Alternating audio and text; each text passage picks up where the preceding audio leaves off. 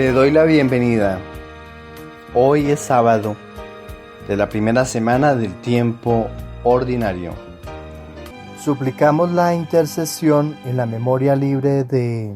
Como San Hilario de Poitiers se abstuvo de participar en los dos concilios que presididos por los obispos arrianos Saturnino de Arles, metropolitano de las Galias, y Magencio de Milán, condenaron y expulsaron de su diócesis al obispo de Alejandría, San Atanasio, que era el baluarte de la iglesia contra ellos en Oriente, el emperador Constantino, instigado por sus correligionarios herejes, apuntó su odio hacia él y lo apartó de su sede episcopal. Sin dejarse intimidar, San Hilario realizó un sínodo con los obispos que aún eran fieles a la iglesia y tras varios días de deliberaciones, esa asamblea proclamó la inocencia de San Atanasio, excomulgó a los prelados rebeldes, le exigió al emperador que restituyera en sus cargos a los mitrados católicos que por defender su fe habían sido destituidos y lo conminó a no intervenir en los asuntos eclesiásticos. Entonces, el indeciso Constancio autorizó su regreso al obispado de Poitiers, mas los sacerdotes arrianos, preocupados por el cariz que tomaba la situación, redoblaron sus intrigas arguyendo que San Hilario era mayor peligro para el imperio que para ellos y lograron que el pusilánime monarca lo desterrara a Frigia en el Asia Menor. San Hilario, nacido en Poitiers, Francia, en el 310, pertenecía a una familia aristocrática de su ciudad natal y fue educado por los mejores preceptores de la comarca que le enseñaron gramática, literatura griega, retórica, oratoria, pero especialmente filosofía, materia que lo indujo a replantearse su concepción de la vida, el sentido de la suya, y ello lo llevó a cuestionar los caprichos o esa caprichosa justicia de los dioses paganos. Buscando respuestas, se sumergió en las Sagradas Escrituras en las que, según el Papa Benedicto XVI, llegó poco a poco al reconocimiento del Dios creador y del Dios encarnado muerto para darnos vida eterna. Y el descubrimiento de esa verdad inmutable lo condujo a la conversión en el 345. A partir de ese momento, se dedicó a adquirir una sólida formación teológica, renunció a su fortuna de la que solo dejó una porción suficiente para la manutención de su esposa y de Apra, su hija, que habían sido bautizadas con él y compartían sus ideales de servicio a los pobres, su piedad, su constante oración y el ayuno. Su ejemplo impactó tanto a la comunidad cristiana que cuando quedó vacante la sede episcopal, fue aclamado por el nuevo obispo o como el nuevo obispo de Poitiers. Y aunque declinó en principio la elección, el pueblo lo obligó a aceptar, entonces asumió ese encargo humildemente, pero con la firmeza y liderazgo que las circunstancias requerían para combatir el arrianismo que, legitimado por Constancio, estaba socavando los cimientos de la iglesia, y lo hizo con tal sabiduría, firmeza y elocuencia que el emperador, intimidado por la fuerte reprimenda que San Hilario le hizo por su intromisión en los asuntos de la iglesia y por su negativa a firmar la condena contra San Atanasio, lo desterró a Frigia, región del Asia Menor, en la que durante 5 años San Hilario siguió rigiendo su destino de su diócesis de Poitiers a través de cartas apostólicas.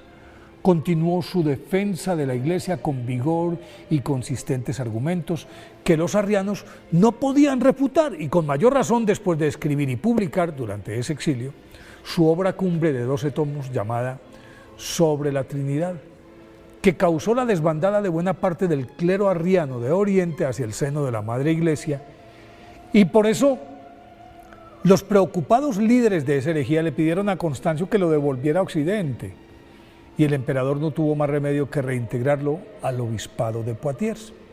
A su regreso en el año 360, dado su prestigio, San Hilario fue recibido en Poitiers como el líder providencial que en ese momento necesitaba la Iglesia de Occidente para mantener a raya a los arrianos, lo cual consiguió mediante varios sínodos en los que restauró la doctrina del Concilio de Nicea. Recuperó a buena parte del clero que se había inclinado hacia esa herejía. Logró la excomunión de Saturnino, el obispo arriano, que era su más fuerte oponente, y tuvo arrestos para enfrentarse a Auxencio, el férreo prelado filo-arriano que estaba atrincherado en la arquidiócesis de Milán, quien, temiendo su destitución, obtuvo del emperador Constancio la expulsión de San Hilario, que retornó a su sede y sin bajar la guardia, prosiguió levantando la voz y esgrimiendo su acerada pluma, con la que completó su obra, en la que se destacan, entre otros, Contra Constancio, un libro en el que acusa abiertamente al emperador de ser el anticristo, el comentario a San Mateo, que es un análisis exegético de este evangelio, un tratado sobre los misterios, que estudia las principales figuras del Antiguo Testamento, un tratado sobre los Salmos, que se ocupa de explicarlos como anuncios evangélicos de la llegada del Mesías, compuso varios himnos que introdujo en la liturgia y por eso es considerado el pionero de esta forma de alabanza de la Iglesia Católica. Embebido en esta ingente labor, lo sorprendió la muerte en el año 367. Por la magnitud y trascendencia de su obra, fue declarado doctor de la Iglesia por el Papa Pío IX en 1851. Por eso hoy, 13 de enero, pidámosle a San Hilario que, así como él lo pregonaba, nosotros también seamos capaces de predicar la verdad, aunque tengamos que permanecer en el desierto, como lo afirmaba él.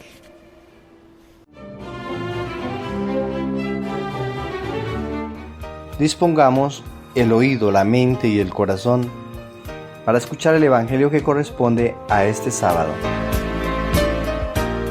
Del Santo Evangelio según San Marcos, capítulo 2, versículos desde el 13 hasta el 17. En aquel tiempo Jesús salió de nuevo a la orilla del lago. La gente acudía a él y les enseñaba. Al pasar, vio a Leví, el de Alfeo, sentado al mostrador de los impuestos y le dijo: «Sígueme». Se levantó y lo siguió. Estando Jesús a la mesa en su casa, de entre muchos que lo seguían, un grupo de publicanos y pecadores se sentaron con Jesús y sus discípulos. Algunos escribas fariseos, al ver que comía con publicanos y pecadores, les dijeron a los discípulos: «De modo que come con publicanos y pecadores». Jesús lo oyó y les dijo: «No necesitan médico los sanos, sino los enfermos. No he venido a llamar a los justos, sino a los pecadores». Palabra del Señor. Reflexionemos la liturgia del día de hoy. En nuestra primera lectura del primer libro de Samuel, en su capítulo 9, el Señor vio la persistencia de Saúl en la misión que le fue encomendada: buscar las asnas perdidas de su padre. El Señor lo eligió de entre todos como hombre que sobresalía por su talla y belleza, digno representante para guardar y cuidar el rebaño de Israel. Por las manos del siervo del Señor, juez y profeta Samuel, el Señor lo unge y lo nombró rey de su pueblo. Por donde quiera que vayamos por el camino de la vida, el Señor también nos encomienda una misión. Existe una dificultad, no escuchamos su voz para atender el encargo de salvar al pueblo que se esclaviza en medio de la oscuridad. La propuesta del Salmo. En el día de hoy, el Salmo 20 es para la comunidad cristiana su Rey, el Señor, quien dio su vida en rescate de quienes fueron oprimidos por el mal y se dejaron enceguecer continuando sus malas acciones, apegados a la materialidad, el egoísmo y al poder que no los dejaba ser libres. El Señor, en el bautismo, nos ha ungido como reyes y debemos alegrarnos porque es la fuerza del Espíritu Santo que nos guía y alimenta. Su poder nos convierte en vencedores ante el mundo. Es quien nos hace recuperar el respeto de quienes habitan el mundo para que den gracias a Dios porque los salvó. La propuesta del Evangelio. En el relato anterior se describe la ganancia que se adquiere cuando se deja el mundo y sus banalidades para seguir la mayor de las seguridades, la salvación en Cristo Jesús. Es incomparable la felicidad y satisfacción que se siente al seguir a Jesús a cambio de lo que nos ofrece el mundo. Leví, cobrador de impuestos rodeado de la seguridad de su trabajo, el dinero mal habido, su familia, decide dejar todo por la causa del anuncio del Señor, que lo dio todo para que seamos libres para Él. Antes de aborrecer y huir de los pecadores y necesitados, debemos dejarnos sumergir en las aguas del Espíritu para que Él nos envíe a alivianar las cargas de sus faltas. Hoy, el Evangelio nos propone el llamado de uno más, en este caso Leví, o quien más tarde sería Mateo, un cobrador de impuestos. El llamado de Jesús siempre es inesperado. Él siempre llama a quienes consideramos indignos, pero el Señor lo que pretende es que quienes han perdido su sobriedad la vuelvan a recuperar.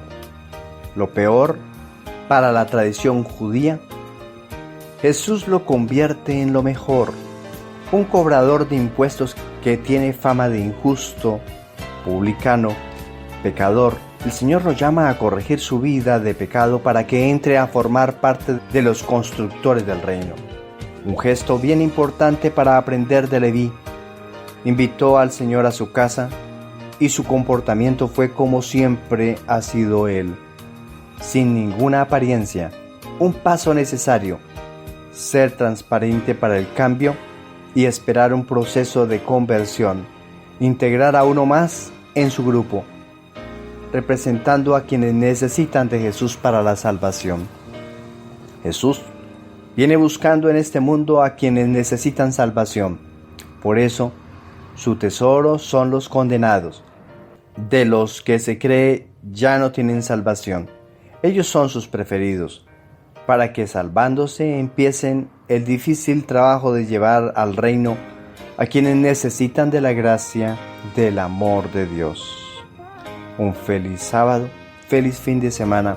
Dios nos siga bendiciendo.